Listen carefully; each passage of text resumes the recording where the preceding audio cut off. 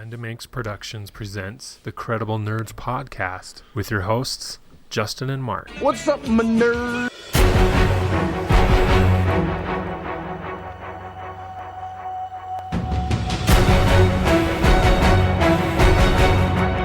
We got to get an intro video or something. That'd be cool. It's coming, guys. Don't worry. It's in process. So, we are Justin and Marc, the Credible Nerds, and we're here to talk more about the Rings of Power and the latest episodes. The last episode we talked about episodes 1 through 4. Here we'll pick up episodes 5, 6, and 7. Episode 7 just released a couple days. 2 days ago. Yep, 2 days ago. And so we'll cover up to that point, and then we'll have episode 8 be its own podcast episode, as it's the finale, and hopefully there's a lot of good stuff that I can talk about. So welcome again. Like I said, my name is Justin, and I have my fellow nerd with me, my fellow Mair with me. Yes, hey guys, how's it going? And Marc, welcome. Good to be here. It's been a couple weeks, so Yeah. It's nice to come up here again and do it face to face. Yeah. So we were talking before, and there's a lot of stuff. Not a lot happened, but a lot happened. Mm-hmm. Like there's a lot of names, a lot of places, a lot of situations. Actually, some very big events happened. Yeah, I mean, I think we saw slow episodes, Right. and I've read this everywhere. It's slow. But what we saw has huge implications, right? Like that. Just some of the things happening are widespread, and depending on what they do with this, could change the canon Right. of some things. Yeah. Right, and which is fine because a lot of the material that we're reading about, especially for example Mithril, we don't really know a lot about its origins at all. It was never really talked about. We know a couple tidbits here and there, but Tolkien never really released anything, and it's never been confirmed. So will this now become canon? We don't know. Yeah. But if so, that's cool, right? Because it's just more history that no one ever knew about, and we're fleshing it out. So Yeah, that is definitely one of the good things about shows like this that expand on stuff that wasn't really explored in the books previously. And the Lord of the Rings movies did that a little bit with like Saruman, right? In the books, it was pretty linear, just followed Frodo and his group and Gandalf a little bit. And Saruman was doing all these things behind the scene, off camera. But in the movies, we saw that. We got to see what Saruman's plans were. He created the Uruk-hai. Him and Gandalf had their showdown. Just things like that, that expand on stuff that's in the books but not really explained. yeah, right. Like we knew he captured Gandalf, right? But we didn't really get to see anything. It was just cool to see it, Yeah. Yeah. But there you go. Yeah. So one thing I kind of knew a little bit about, I had heard, but I read something earlier this week that the show doesn't really have rights to everything. Right. In the beginning of the show, or somewhere in the show, it says that it's based off of the appendices of the Lord of the Rings and the Hobbit. That's where they're getting all their information from. There's nothing from the Silmarillion or any of the other books because they don't have the rights to it. Interesting. Which is, that's interesting, which makes sense, right? The movies didn't either. We talked about that, right? They didn't have, when, Gandalf was talking, he's like, oh, the two Blueses? And he's like, I don't remember their names. And it's because they didn't have the rights, so they couldn't really say anything. So it's interesting to know that, which, from my point of view and my, what I think is why they're calling this guy the Stranger. Yeah. Right? Yeah. So that's would be why, in my opinion, but who knows? Yeah. Which I think is silly. I don't know whose fault it is. If it's the Tolkien estate, they're just being stubborn with their stuff, like their properties, or if it's Amazon not wanting to pay the money. Maybe it's both. But I don't know. I think if it's hard to tell a complete story if you don't have all the material. And I think that's why we're seeing a lot of complaints online about, it's not like this in the books or this or that, because, they can't address that part maybe because they don't have the rights to even do that, which hurts the overall story. So I don't know whose fault that is, but I wish that would get fixed for future seasons. I wonder what the reasoning is. Yeah. Like why not just do it all? And maybe it is because there's some different information in some of the writings. A, B, and C happened, and then in other writings that kind of changed.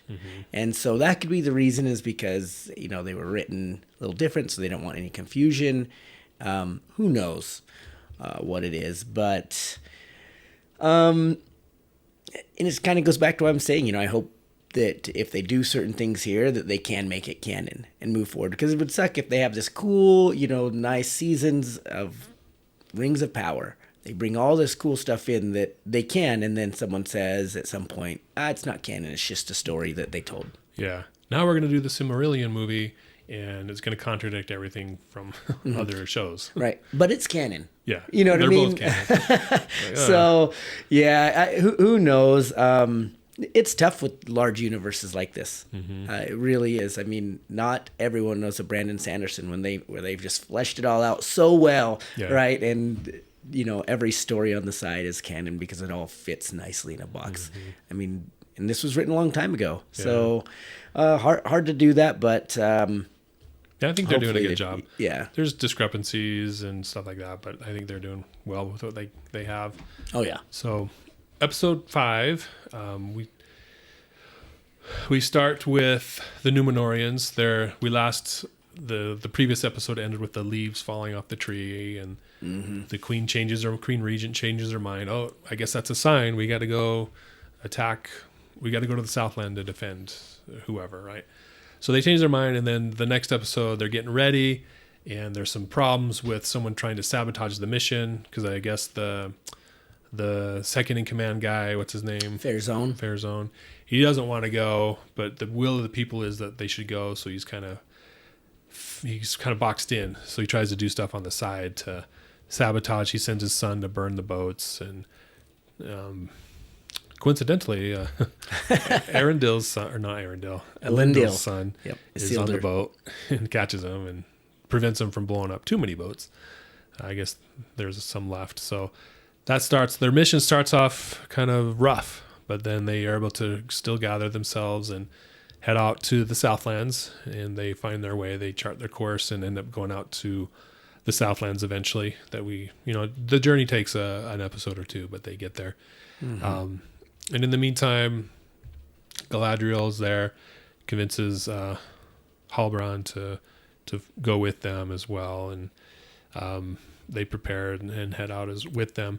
Here we see Isildur. He was banished from joining the army, but in this episode, he's allowed to join as the horse handler. Like assistant horse handler, whatever it is. Stable boy.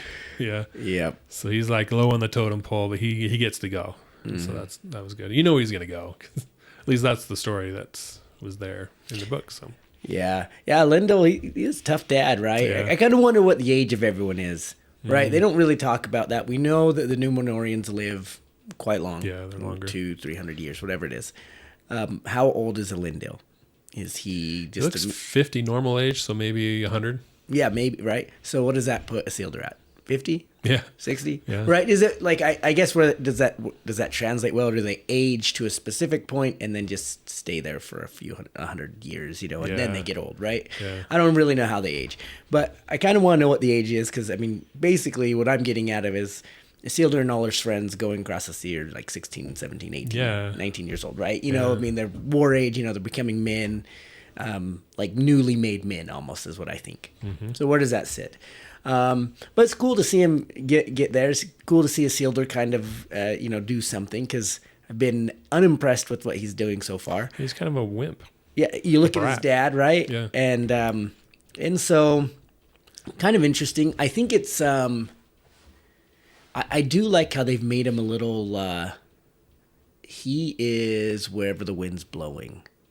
Like you see Elendil? him. No, Isildur? Like because you see him, he wanted to do this, and then he changed, he wanted to do this, oh no, I want to go to the west, I want to go to the east. He keeps changing his mind, the wind blows. And that's interesting to take in, because I almost think that that's subtle foreshadowing for later, right? Mm-hmm. We know he keeps the ring. He literally goes to war against Sauron, chops his fingers off, watches his dad die, watches elves die, his friends, get killed, and then he's like, I'm gonna keep the ring. Yeah. I've seen what it does. I'm gonna keep the ring, right? So, but we kind of see the foreshadowing of his heart not being like, pure is not the right word, but it's just not solid, right? Like he doesn't know exactly what he wants. Yeah. And so he's easily what is that? Swayed. Not corrupt. Yeah, he's easily swayed, and so you can imagine how someone like that kind of flitters from here to there would watch his father die fighting for something and then keep it. Yeah.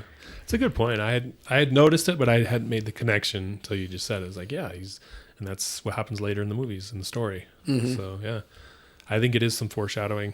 So it is cool to see his growth. I don't know, is he a hero, or is he just in the right place at the right time? He has the right dad, so he's a leader. He has those opportunities. Or I always pictured him as a hero that made a bad decision.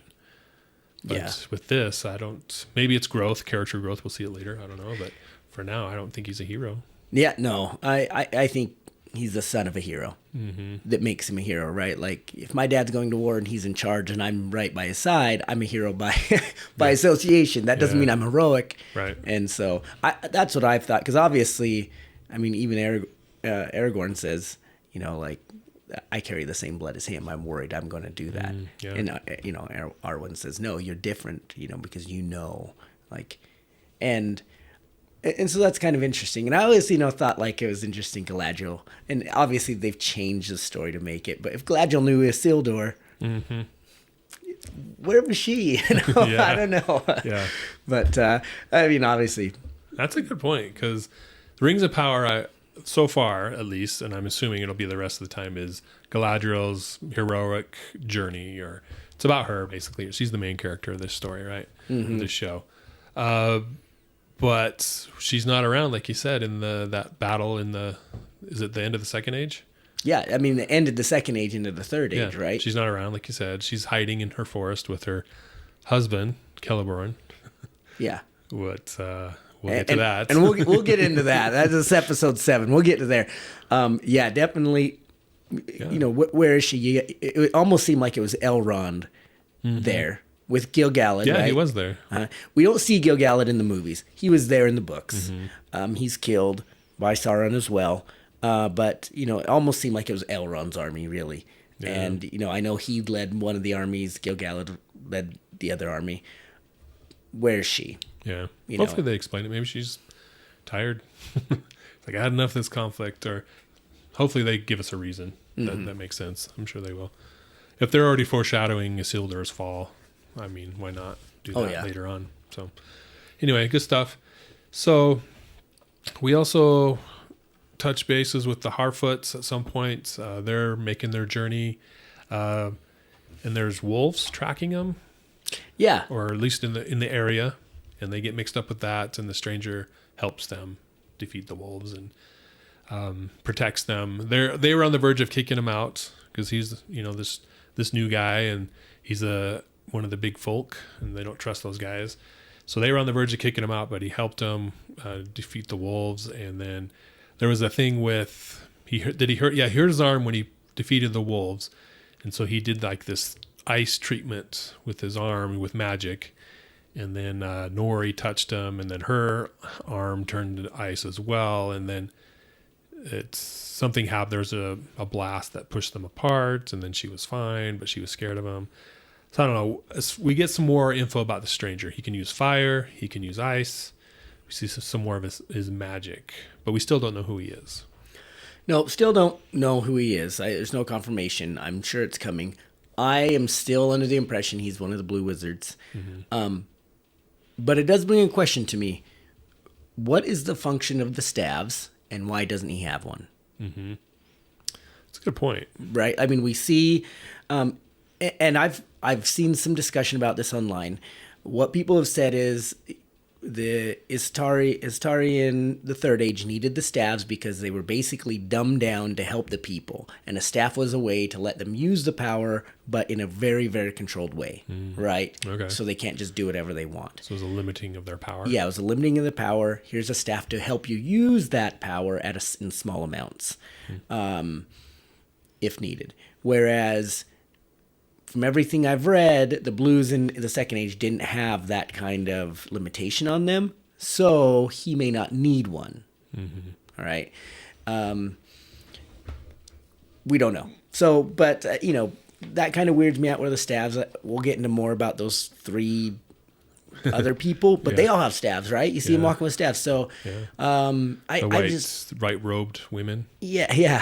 And so, I don't know, kind of interesting. Yeah, he does that cool hand slam or something like that. Scares him off, like hurts the main wolf, the alpha male, and then he broke his arm or something. And I'm wondering like what that is. Almost seems like he has to give something up to use his magic. Yeah. Like when whatever he did that one time, the dad's foot broke. Yeah. Right when he looked at the stars, made the stars, all those flies died. Yeah. Right, and I don't know what that means. That's kind of weird, that happens. It's like a cause and effect type thing. Yeah. Got to give up something. Yeah. Yeah. So that's kind of strange because it's keep never an eye on that. Yeah, it's never been that way. There's nothing that's ever been that way in the Tolkien universe ever. True. But if he's not Sauron, if he's not a blue wizard and he's not anything there, I think he should be Tom Bombadil. Bring back Tom. Where's Tom? Come on. I keep hoping for some weird, like who is that guy? Some guy just walking with a hat saying "see ya," and then just walking through some like battlefield, no one touches him. Yeah. And then just move on with life, and no one ever thinks about it. But then everyone's like, "That was Tom Bombadil." Yeah. That's a good. I hadn't even thought of Tom Bombadil because he's around, right? Yeah. I was actually reading into him. Kind of his history because I was thinking about him like, oh, I wonder what he was doing around this time. Doesn't he have a brother? I don't remember. Or something like that? No, he's got like a wife, Goldberry or something like that. And I don't remember her name, but he is, I don't think it's ever confirmed who or what he is, but he's around during this, all these events. He's around and he just is like, lives his life. He's like, oh, whatever, Mm-hmm. Yeah, I wonder if he's outside of creation, or did the main god create him as well as the elves and humans? I mean, he's powerful enough. I mean, we know the Maiar are corrupted by the rings, right? By the One Ring. Mm-hmm. He puts it on. Yeah, nothing happens. Nothing happens. He doesn't even turn invisible, and then Frodo puts it on, and he like can see him. Right? He doesn't even phase him a little bit, and so kind of strange. Just we don't know what he is, but it would just be cool to do like some weird cameo. And I know that like that's not the prime thing. If it was a Marvel movie, we'd see him 55 times. We'd have an end credit scene. Right? But I just think it'd be fun to throw something like that. Yeah, that'd be a cool Easter egg for sure. Mm-hmm. All right, side note, Amazon Prime, give us Tom Bombadil in season 2. Do it. Just a glance. Just be amazing. Like I said, just some random guy walking. Well, he lives by the hobbits, right, in that part of the world. So maybe with the Harfoots they connect and he helps them. He does in the Third Age, but in the Second Age he was elsewhere. They said he was more to the east. Oh, okay. So maybe we do see him at some point. Who knows? Yeah, that'd be cool. So, the stranger, we still don't know who he is. I don't think he's Sauron. I mean, unless he changes his personality, like he remembers who he is type thing, and then all of a sudden he turns evil. Because he seems pretty neutral, even helpful at times. So I don't see that as him being Sauron. But I agree at this point, from what we know. He's either a new character created for the show or a blue wizard. Yeah. So they end up their story is pretty slim pickings in these chapters. Maybe I think there was one episode they didn't even show up, where they didn't even address the Harfoots. No, I think it was like episode 3 or something like that. Yeah, so they're just kind of in the background, a tertiary group. That's obviously they're going to have a role to play in the future, but right now they're just, hey, these are these guys. This is who they are. Kind of introducing us to them and what they're all about. But they're making their journey. They finally make it to the grove, and the grove has been destroyed by something we'll talk about in a minute. And so the stranger helps renew those trees, but nothing happens immediately. And one of the branches falls off and almost kills one of the little kids. And so they're like, oh, you got to leave. Enough of you. So they banish him, send him on his way. And then the next morning they wake up and there's all this fruit. Just tons of, all the trees have come back to life and all the bushes, and there's bounteous fruit so they can continue their journey. Then the women, the 3 women with the white robes show up the next day because they're tracking the stranger. And they figure out where he's going. But Nori tries to, divert their route. It doesn't work, and they set fire to all their wagons and all their food that they just got. So, what do you think about these 3 women? We've looked at a little. I didn't know anything about them, so I looked up online about them. Found out there's not much information at the end of the day. Yeah, they're keeping that under wraps. Yeah. I mean, I think I was reading the director basically said they come from like Rune or something, which is far to the east. Yeah, very east. Right. So, and we know that the Easterlings and all that, they were typically supporters of Sauron. Right. So, a couple weird things here for me. One, I'm 100% convinced they're not human. Mm-hmm. Right. They are not normal humans. Maybe they reside in the East. They are not humans born and bred like everyone else. Right. We have never seen a human mage or anything else like that. I know in the movies, Saruman mentioned, when they were talking about the stranger in The Hobbit, they were talking about the necromancer, and he's like, it's some human mage dabbling in black magic. So maybe there are mages in the Tolkien universe, but you never see one. You never actually read about one in the books, right? Nothing. Mm-hmm. They just don't exist. So I don't think it's human. What I think, and this is the biggest Hail Mary in the world, but let me tell you, my Hail Marys are usually right. I'm just, You got a pretty good track record. But I think, so we know that Balrogs are Maiir. Mm-hmm. We know that Maiir can take on multiple forms of old men or people, whatever it is. Sauron does it. Gandalf the Grey, Gandalf the White, the Blues, whatever it is. Sauron does it multiple times. Could these be Balrogs that have taken on these forms to come out east? Who knows, right? But I think because they set that stuff on fire pretty well, and we know fire is definitely down the lane of Balrogs. I know that's this Hail Mary, but I cannot, for the life of me, I've looked through the Silmarillion, I've looked through Children of Here, and I've looked through all that stuff, and I find nothing that could even comprehend what these things are, what these people are. And so that's the only thing I can think of is that they're that. Because, Sauron wasn't out training, like, let me take a century off to train these mages who never show up ever again to help me out in the Second Age. Or they could be there to help him transform into another body. I don't know, but I think they're Balrogs in disguise. That's interesting. So they are known as the ascetic, the nomad, and the dweller. And they're mystics, whatever that means. Yeah. That's all pretty much the information we have about them. So take that for what it is. Interesting theory that they're Balrogs. We'll see how it plays out. We do start to see the Balrogs in these chapters, these later chapters. So let's talk about one incident there where another side story here is Elrond and Durin the Fourth Elrond's trying to convince the dwarves to give them the mithril so they can use it to help sustain their life.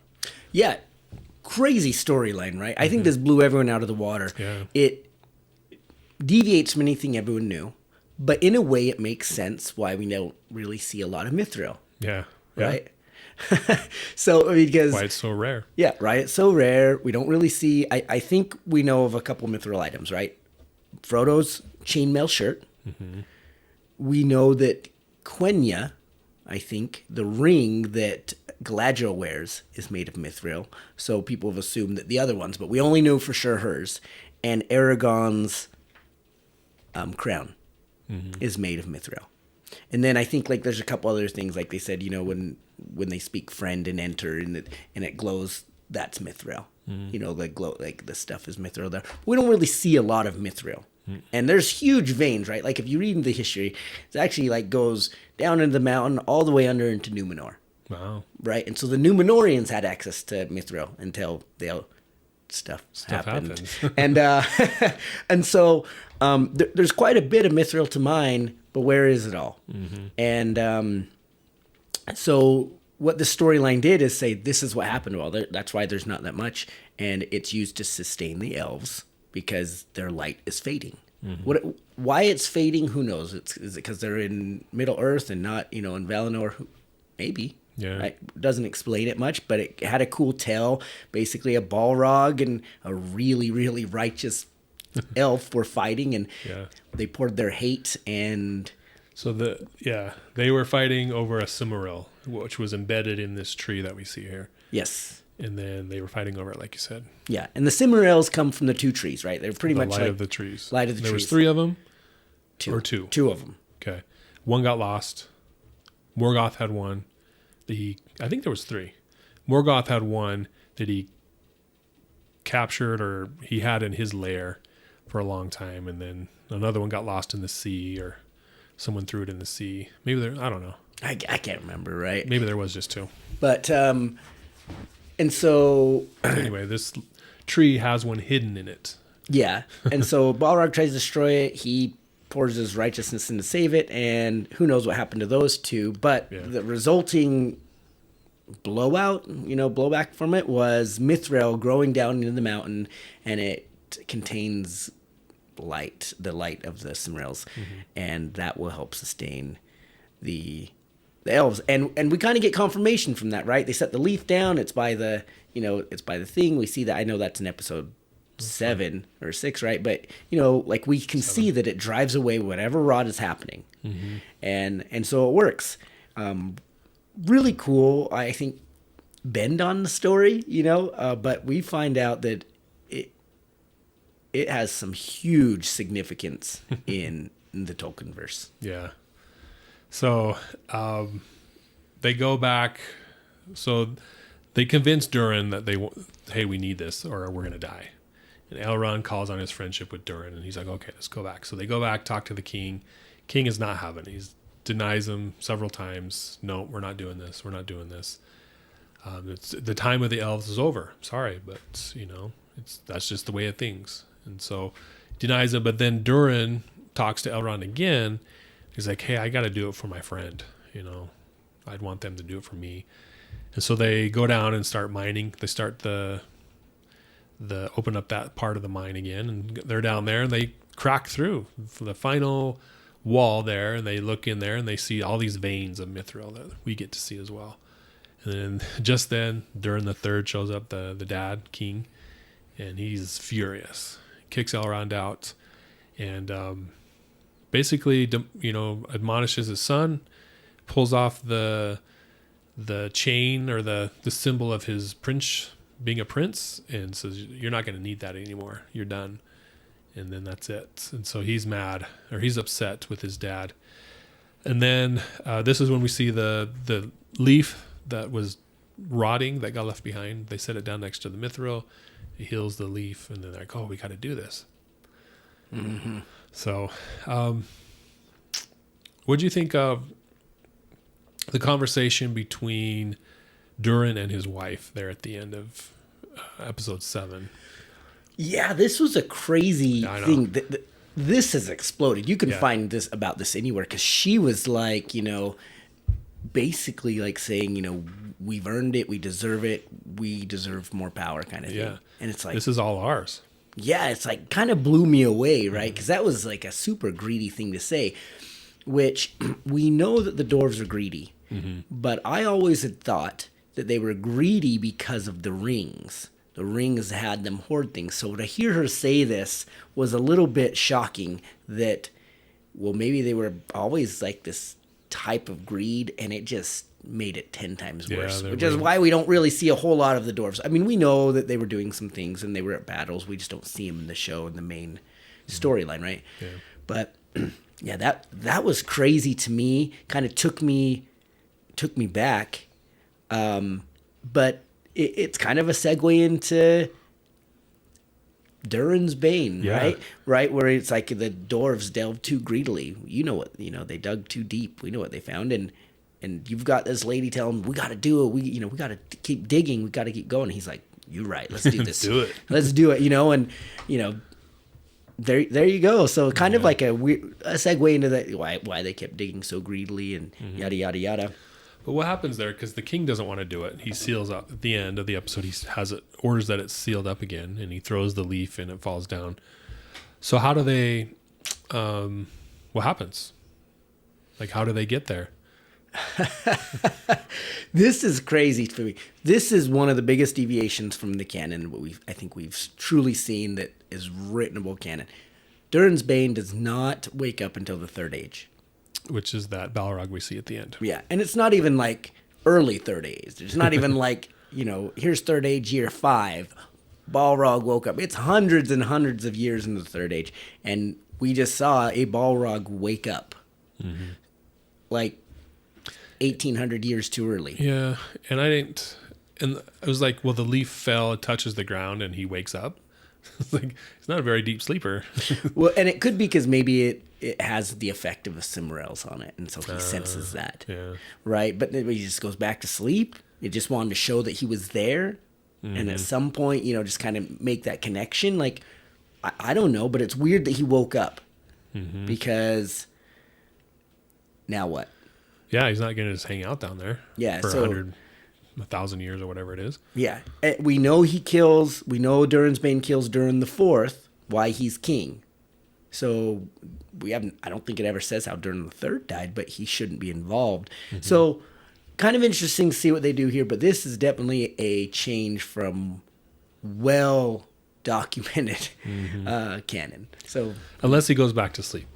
Yeah. which would be kind of silly. Well, yeah, exactly, right? I mean, you could have done that by the leaf drops, and then you just kind of show like the wing of a Balrog he's sleeping, yeah. and then move on with life, right? Yeah. But he's awake, right? It specifically showed him like waking up, and it's like, oh, well, that's terrible. Yeah.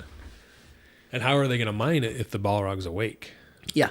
Already, because their mining is what wakens them up because they delve too deep, right? So I don't know. Maybe the Balrog leaves, goes deeper. Yeah, I don't know. I don't know. Hey, we sent out a crew and they just disappeared. Oh, it's all right. Keep digging. Yeah, keep going. Who knows, right? But it was cool to see another Balrog, Yes. right? I think the Balrogs are stinking awesome. Yeah. Hopefully they have a part to play later in the show. Mm-hmm.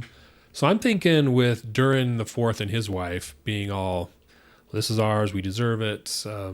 Do they overthrow the king?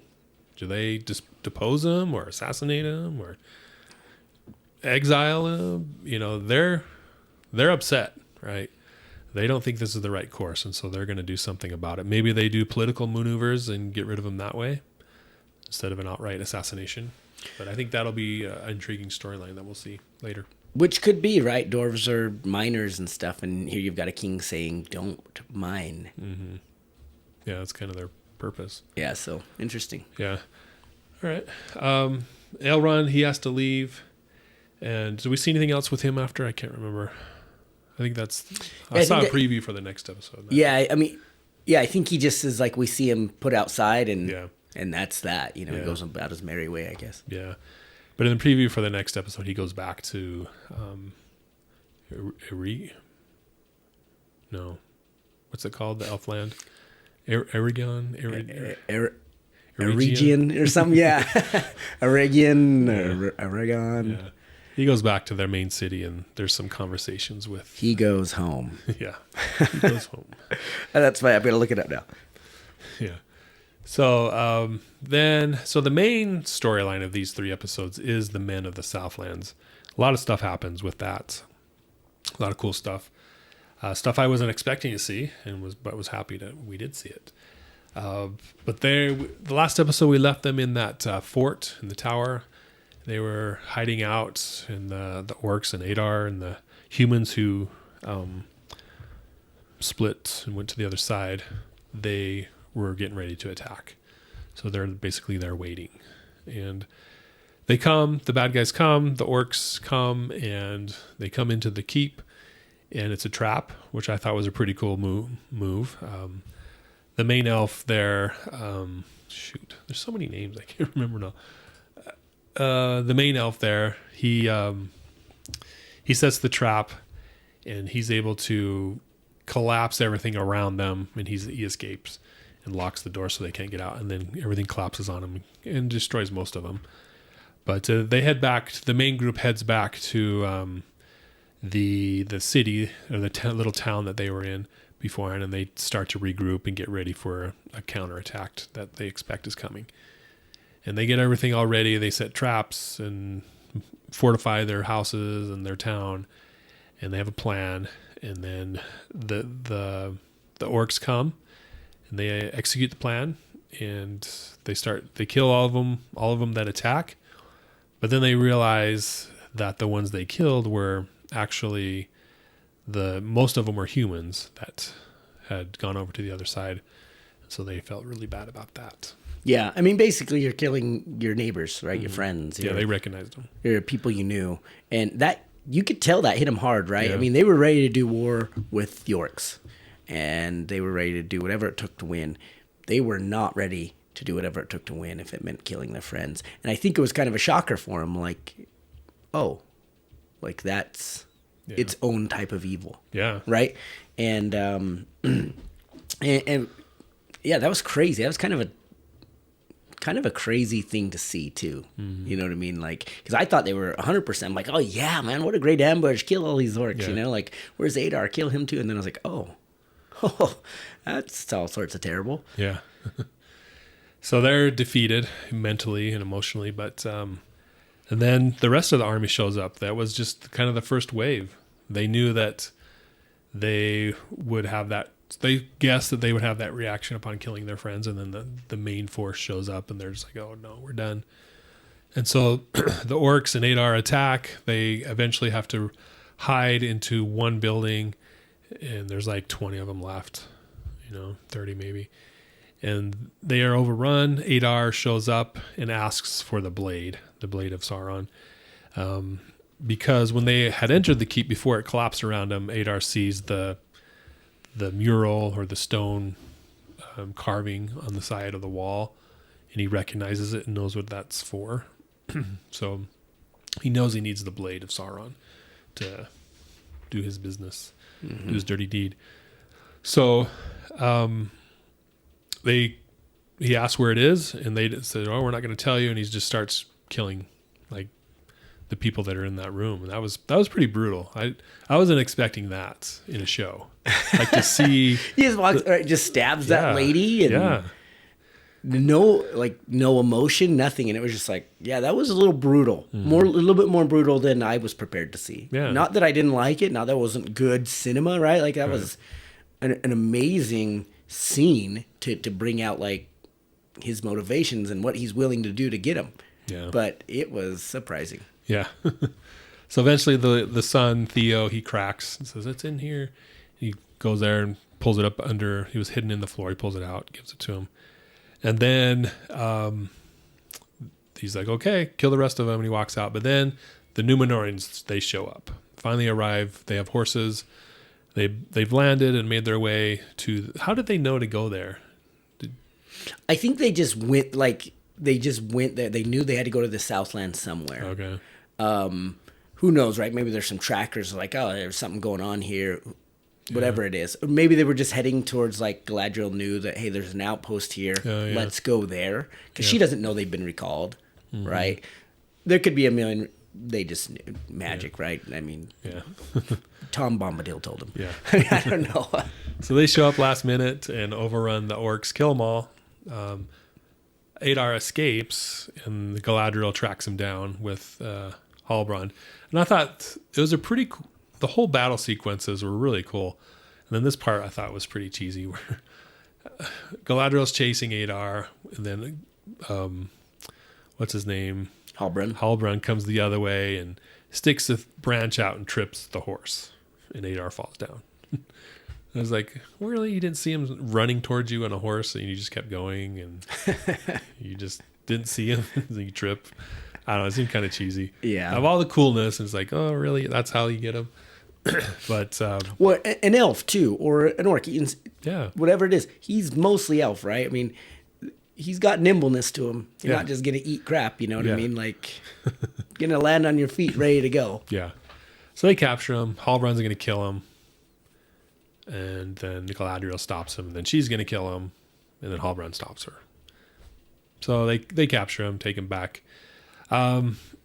This part was interesting when Galadriel was talking to Adar. They're going back and forth. You know, you're a dark elf. You were captured by the servants of Morgoth in the First Age and twisted and turned into an orc. We kind of get a little backstory there of how the orcs started. And we get the sense that Adar, he talks about how the orcs that are there are his children. That he is their leader, and I get the sense they're not really following Sauron's lead. That he has his own agenda. Whether that's, we don't know, and that's what Sauron wants anyway, and he's just following it. But they don't really talk about how they're working for Sauron, if I remember correctly. And so, and I think he says Sauron's dead. Mm-hmm. Yeah. I can't remember if he admits to killing him. But yeah, he said, yeah, he's dead. Yeah. Like, I saw him die kind of thing, you know. Yeah. I took that as a misdirect, but now I don't know. You know, I am... This leads me to 100%. This whole thing convinces me that Halbrand is Sauron. What, like, it is, for me, it is 100% certainty now. And because of a couple things. Let's talk about those things. One, he stopped Galadriel from killing him. So he wanted to know where he was going. He wanted to kill him out of vengeance. Galadriel stopped him. Then he's like, okay. Who was threatening to kill him first? Was it Galadriel? Halbrand. Halbrand was going to kill him first. Yes. Okay. She stops him. Then he's like, okay, we can get something out of him. I'll stop her. Right? And he asks him, do you remember me? Right. Okay. Adar has no idea who he is. He's like, you know what I mean? But then he's like, who are you? Yeah, later on. Like he recognizes... After talking to him for a bit. Yeah. Adar recognizes something about him. You know, why would Adar ever remember him? You know what I mean? Like, didn't he say, like, I kill someone you love or something like that, you know? Yeah. But then as they talk more, he, like, looks at him like almost like he knows. He's had conversations with this person before. Right. He sensed something. And he's like, who are you? And, like, there was a moment in there when they're just looking at each other. And I almost feel like there was a moment of recognition. Yeah, I thought he was going to say, hey, it's me, Sauron. Yeah. Because I think we're going to find out before the end of this season. There's only, at this point, there was only this episode and one more episode. But it looks like they're saving that for the last episode. Yeah. So after that, I'm 100% convinced. Yeah, when he said that, I was like, yep, that's Sauron.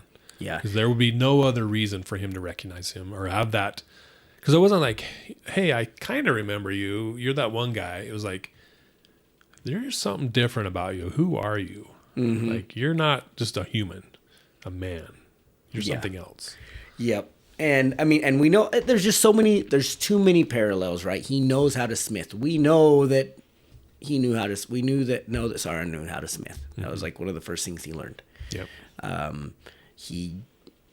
He can wield a spear in a way that even Galadriel can say, you didn't learn that from being a smith. I recognize skill when I see it, and that was skill. Yeah. She's been around for thousands of years. Yeah. You know, so for her to have her recognize it. I mean, she fought 20 Numenorians at once and suffered one little scratch.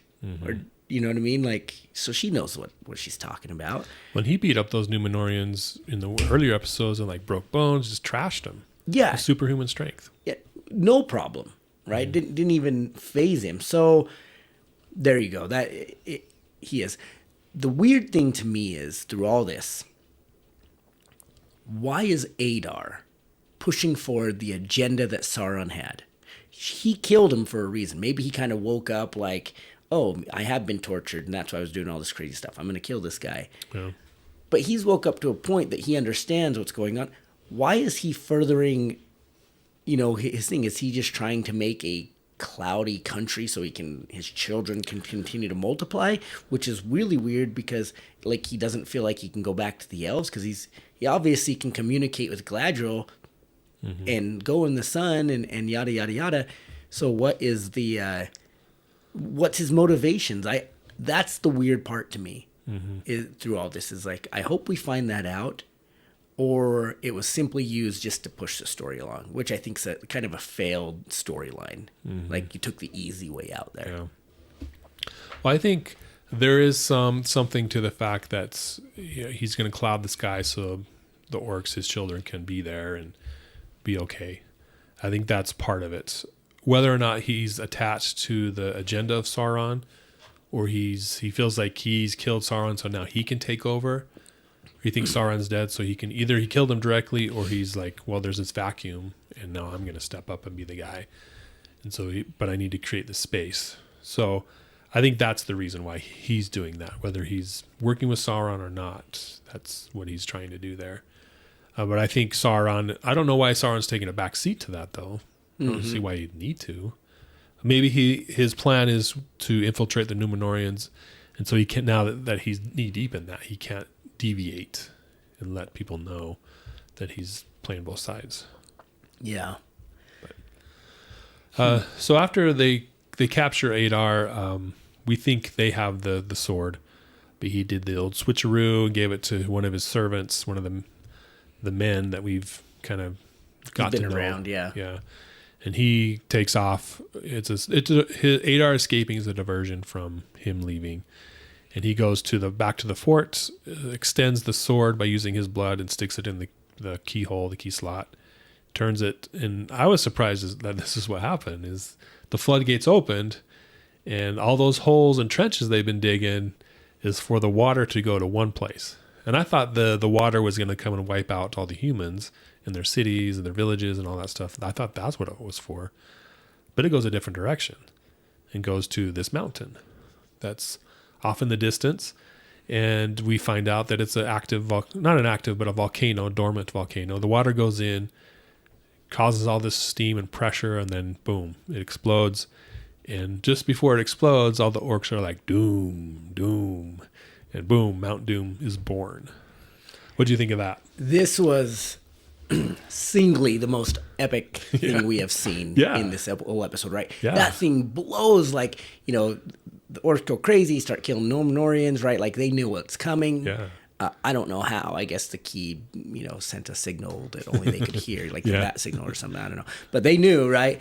And you see this water, and I was like, what the heck is going on? What's happening? And then I saw it drop into Mount Doom, and I'm like, oh my gosh, this is Mount Doom. Like, this is it, and it blows up, and everyone's like looking like, oh my gosh. And Galadriel just starts walking to it like hero status. Like, she knows at that moment, we have lost. We failed. It is back. Yeah. Sauron is back. I don't know who Sauron is. I don't know where he's at. Everything we fought for is gone at this moment. And she knows it. You can see it in her face.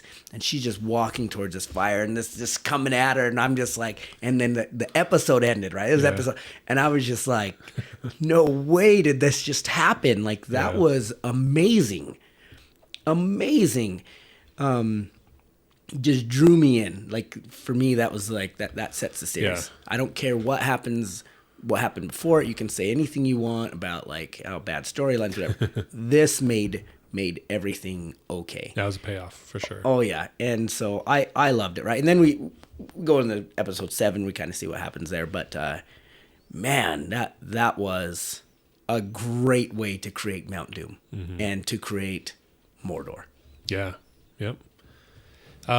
We learned in the next episode 7, that it's Mordor. Adar names it, right?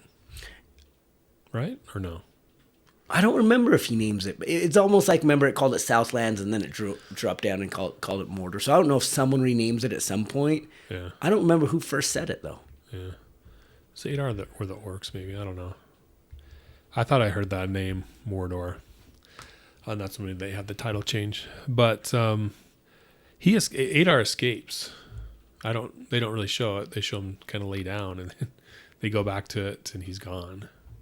And he Well, doesn't leads. he? It's like Isildur disappears, and he was involved or something like that. Oh no, he goes and tries to save the queen or something like Yeah. that, Yeah. or his friend. His friend. Well, he saves his friend, and then they go to save these kids that are trapped in one of the buildings. Everybody gets out but him, and the building falls on him That's right. when everything's burning up after. So when the volcano blows up, there's all this ash everywhere, fire from the volcano that's spewed lava, explosions everywhere, lava rocks and stuff. And that's how the grove with the Harfoots, their storyline, that's how those trees got ruined, is from the volcano exploding. But as far as the village there, that with all the Numenorians and the Southlanders, a lot of them died. The rest of them escape. They head somewhere else to head back to the ships. Mm-hmm. I was surprised there wasn't a lot of Numenorians and there wasn't a lot of Southlanders in this. I don't know, maybe 100. Yeah, At that. I mean, you assume everyone died, right? I mean, Even before they died, Oh. there wasn't that many. yeah. So is that representative of all the Southlanders? Is just that group of people? I don't know.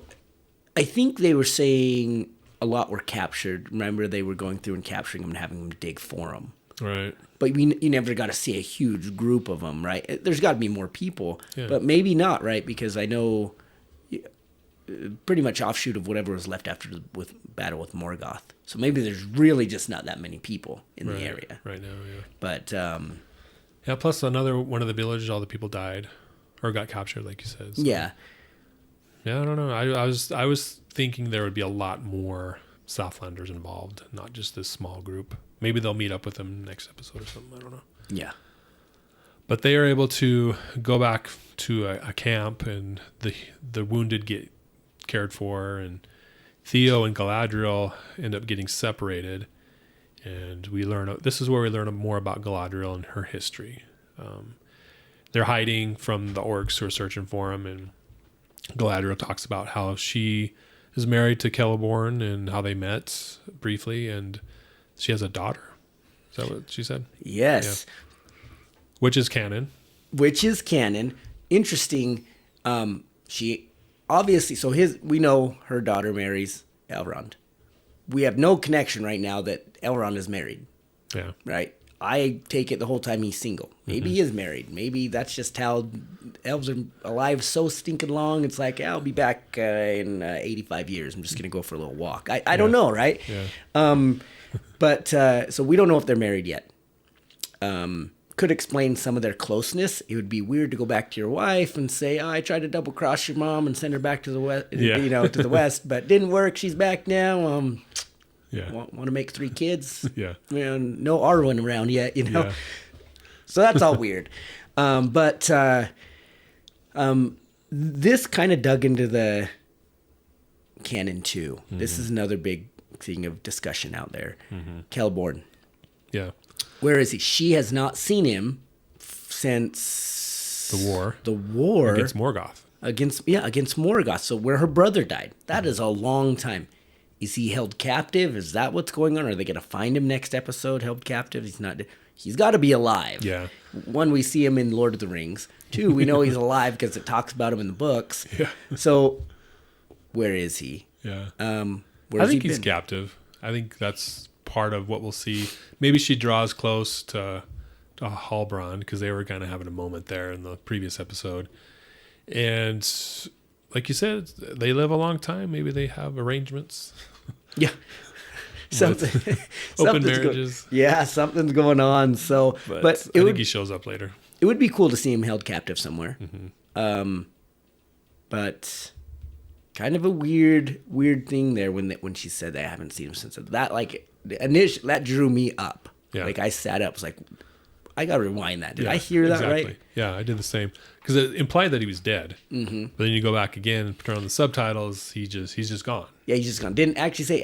I haven't seen him since then. Yeah, it's very vague, very open. But yeah, they can't kill him because he's there later in the story in Lord of the Rings, the movies, which they pay homage to quite often in this series. Oh yeah.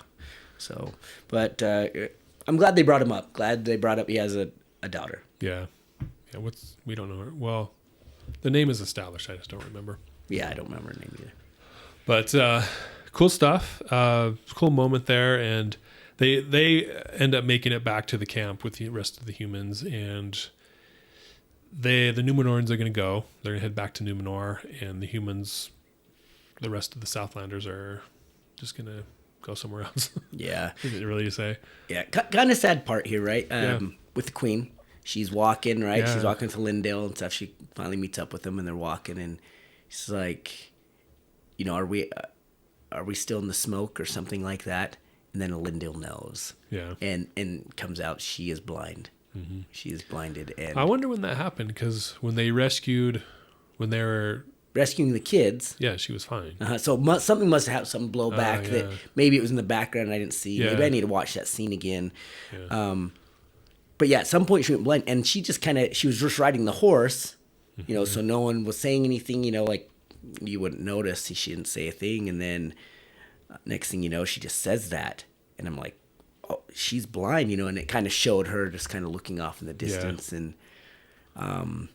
that was, I don't know why, but that was a sad moment, and they did a good job making that a sad moment. Yeah. And I think that was good because before, when she came, with, you know, it was almost like as a sense of duty to the elves. Right. And now she's like, we are going to go back, and we are going to get a bigger army, and we will be back. And now it's not just a duty.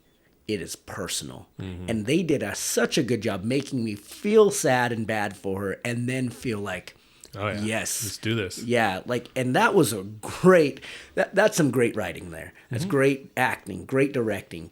You know, you always want to talk about those great moments in, you know, a movie that made the movie. This made that episode. That made me connected to the Numenorians and her motivations for let's get out here and do this. Yeah. Yeah, it was good. That whole sequence, they're just defeated, right? They got their butts kicked. Mm-hmm. And everyone's mad. Alinda lost his son, he thinks. Mm-hmm. We find out later. Obviously, he's not dead. Because he's, again, the story later. His second son, Isildur, cuts off in the hand. Yeah. Not Isildur the first. Yeah. Yeah. So, the horse there at the end, his horse he doesn't want to leave. He wants to stay, so they let him free, and he runs off. You're like, oh yeah, he's going back to Isildur. So we'll see him probably next episode. Then Halbrand is like, he's wounded, but he's alive, and they're gonna go back. Him and Galadriel, they decide to go back and do something I forgot, because they write off in the end. They're gonna go somewhere. I think they're just going to get the elves, right? Is that what it is? I thought so. Okay. Dang it. That's what I thought. Now I gotta watch this episode again. We are doing a podcast about this. I can't remember They're what not happened. very credible right now, but they write off. They're the going somewhere. That's pretty cool. Uncredible nerds moment. Yeah. So, yeah, I just, it spaced me where they were going, but because the episode ends right there anyway, so we don't see it. But Theo's there. He's supporting. He gets to keep the sword, and he's championing Galadriel and Halbrand. And the mom's still alive. His mom's still alive, which I didn't think she was going to die. She's too big of a role in the series, but they tried to play it up that she might not be alive there at the end. So we're left with that as the wrap up. And so going forward into episode 8, the final episode of the season, they did announce, I think it was at New York Comic Con that this week, that they're starting season 2. Yeah, they're starting to film. Yeah. Which is great. Yeah. I love it. So there will be a second one. They're slated for 5 seasons. Is that right? That's what I remember hearing, I think. Okay. So that'll be cool. Yeah. With as much money as they spend, they need to have multiple seasons. Right. To make their money back. Even if it kind of peters out a little bit, they need to make some money off it. So predictions for episode 8. Any predictions? Arendir dies. Aaron? He's the elf. Oh, the black elf. Yep. Okay.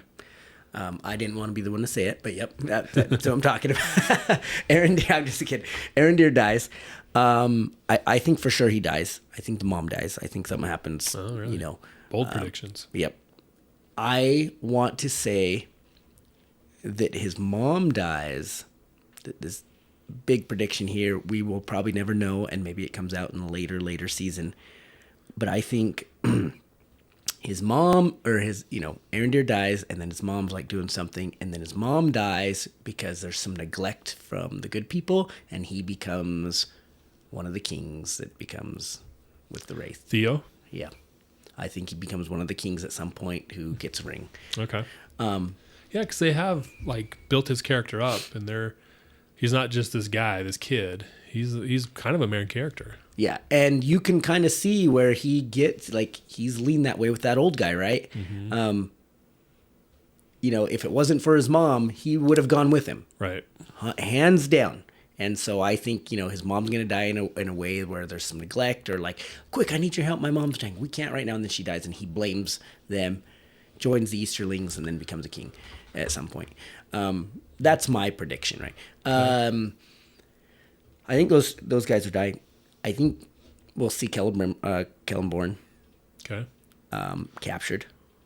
Like kind of a end of the episode, you see this prison type thing, and you're like, why are we here? And then it goes through the caverns, and then you see this elf, and someone says his name, that type of thing. Yeah, or like Galadriel's there, like they go and hunt Adar down, and they're going to end Adar. I don't think Halbrand kills Adar. I think Galadriel kills Adar.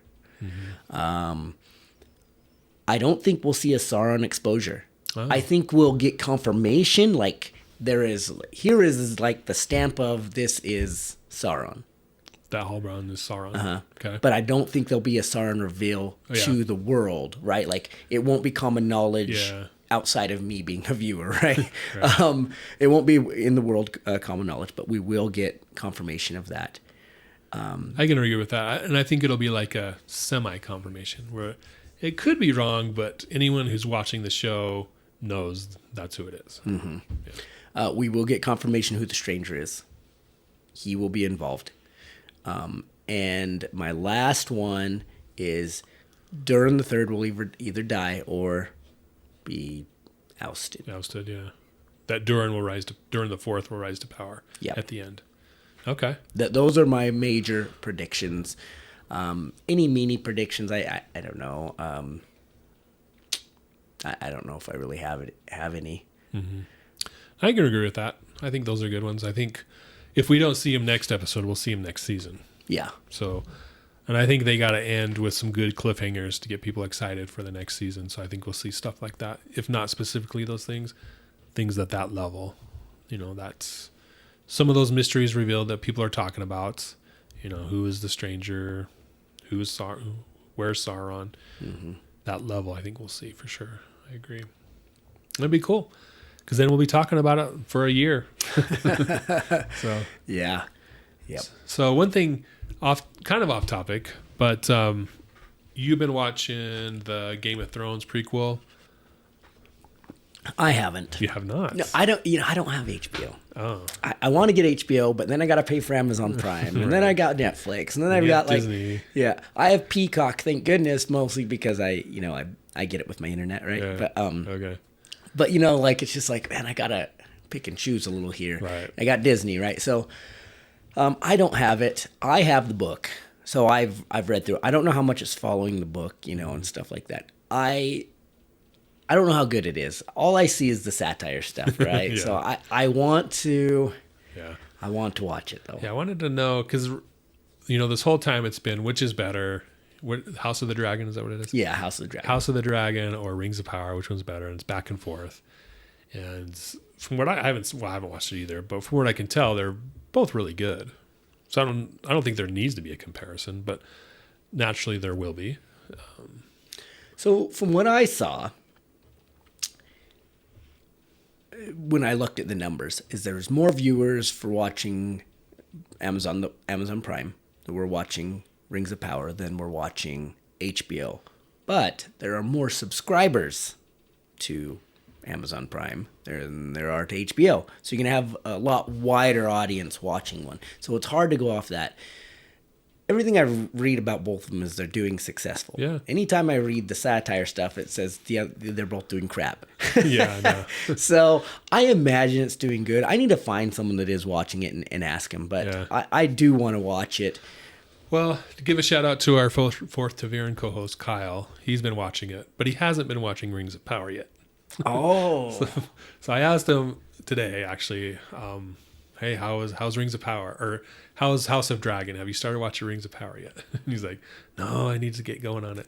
But he says House of Dragon is really good. He's loving it. There is I don't know where their kickoff point is, but they do have a storyline for it. If I can't remember the name of it, I've got the stupid book at home, but it talks about pretty much all the history of how the Targaryens start, and it basically starts with the brother and his two sisters, if I remember right, or maybe it was just his sister, and they get dragons, they conquer the known world, blah blah blah blah. There is a lot of cool history in there. Like it talks about them and then their kids, and keeps going all the way down. So there is definitely established history for them to follow. But then again, so is this, and there's a lot of leeway for cool stuff in there. Yeah. So I don't know where they're going. I don't know where they started, but I know the direction, where they will go. And there is potential for greatness in that. I mean, you don't have to wait for George R. Martin to finish a book and make things up as you go, because there is a well-established history there. Yeah. Yeah. Is it book 6 he's working on? I don't 20 know. years now? I don't know. I can't even bring myself to reread any of them because I'm so annoyed about it. I know. Well, last I heard he was working on it. Yeah. But that was the same story 10 years ago, 15 years ago. Yeah. And I wonder how much he's involved in this one. I don't know. I'm sure there's some involvement because he wrote the one book, right? Yeah. That it's based off of. Yeah. And that's just like a resource book, right? Yeah. It's basically the White Book made for Wheel of Time, or made for Game of Thrones. And it talks about the different houses and stuff like that. But then there's quite a bit dedicated to the House of the Dragon. And it talks all about their history. Okay. Yeah, I think I'm going to watch that at some point. When it's I'm waiting for that one. I'm waiting for it to be done so I can binge it in a month or whatever. And so I'll probably watch it by the end of the year. Okay. So they just had episode 6 come out, if I remember right. So I think they're an episode behind from where we are. And I think they're the same 8 episode series or something. Okay. Yeah, so we'll talk about that in the future, and then we can compare. Not that we need to, but it's always a fun discussion, right? Which one's better? Especially against these two powerhouse genres, right? I mean, huge. Yeah. And then there's the Wheel of Time. Which doesn't compare. I wish it could compare. I wish I could be like, these 3 are amazing, but as of right now, I'm sorry. Yeah, it's not happening. But maybe season 2 will redeem the Wheel of Time. I mean, is Rafe Judkins the director? Yes. Yeah. Hopefully in season 3, Yeah. it will have a comeback. Yeah, we'll see. Anyway, thanks everyone for joining us here on the Credible Nerds podcast with me and Mark. It's been a good time talking about this Rings of Power series. We're liking it. There are some hiccups, some things we're like, what's going on here? But I think overall we like it. These 3 episodes, B+ for me. I like them. I think the main takeaway, the main criticism for me is just, we talked at the first half, they're kind of a slow burn. There are some good things that happen. I think the battle sequences in the one episode was good. And then the reveal of Mordor was awesome. But I think the overall is just kind of like, I want things to happen, and I don't want it all to happen in episode 8, right? I want, have a slow episode here and there, but let's have some story building, some cool stuff happen. So that's my main takeaway, or my main criticism is not engaging it. Every episode isn't engaging enough that I'm like, that was awesome. So I don't know about for you, any criticisms or anything like that. What's your grade on it? I think so far my overall grade has to be like a solid B+. And I think what takes away is these wandering mages. Like, that doesn't make sense to me. And I'm a guy that likes it for things to make sense. I like the puzzle to always fit together. So that weirds me out. even though it was awesome to see the Balrog, it bothers me how early it is. Yeah. Like yeah. that takes away from It's it for pretty me. clearly defined. And I think I still have a hard time connecting with Elrond and Gil-galad. Right. Right? Like That's a they good just point. their character. I don't mind the actors. I mind how their character's written because I get in 3,000 years people can change. I get that, but they are so different from what we know that I'm having a hard time connecting. So that's probably my biggest criticisms. I do want to give a shout out. I know, kind of jumping here. So I went to college with the guy. I don't know if he wants me to say his name. Anyway, I'll just say his first name. His name's Noah. He reached out to me, and I guess he had listened to our podcast. He's like, I never knew you were such a great fan. I just want to throw a shout out to him. Thanks for listening. Yeah, thanks, Noah. Yeah, I don't know how long you've listened or what, but thanks for listening. He asked if I'd call him. We could sit down and have lunch and something and talk about it. I'm definitely going to call you. I haven't had time, but I hope you keep listening. Yeah. Yeah, we like it when our fans let us know that they like it, that they're listening, whether it's like that, phone calls, or if it's just commenting on our YouTube videos. So definitely subscribe to our YouTube channel and like the video, comment on what you like, what your fan theories are, right? So we got one more episode left and a whole nother season coming up. So what are you thinking? What are you guys thinking? What's going to happen next episode, next season? And are you liking the show? Are you, like with us, solid B+? Do you think it's an A? Do you think it's a D? What are your thoughts? Definitely let us know. We always appreciate that. And I mean, we'll probably talk about it on air like we did here with Noah. So thanks, Noah. We appreciate you listening, and hopefully you'll keep listening, keep watching. But definitely support us by just subscribing to the channel. Doesn't cost anything. Doesn't cost time or anything. It's just a simple click. So thanks everyone for checking us out, and we'll catch you next time, and we'll talk episode 8 of the Rings of Power here soon. All right, guys, we'll see ya.